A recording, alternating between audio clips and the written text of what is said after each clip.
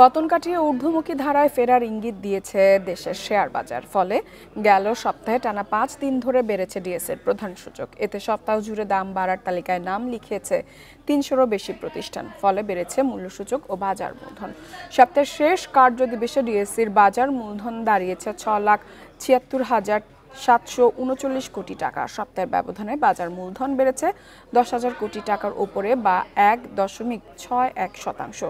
এ সময় ডিএসইর প্রধান সূচক ডিএসইএক্স বেড়েছে 173 পয়েন্ট বা 3.5%-এর বেশি। বেড়েছে লেনদেনের গতিও। গড়ে লেনদেন হয়েছে 486 কোটি 14 লাখ টাকা, অর্থাৎ প্রতি কার্যদিবসে গড় লেনদেন বেড়েছে 150 কোটি 7 লাখ টাকা বা 30.87%।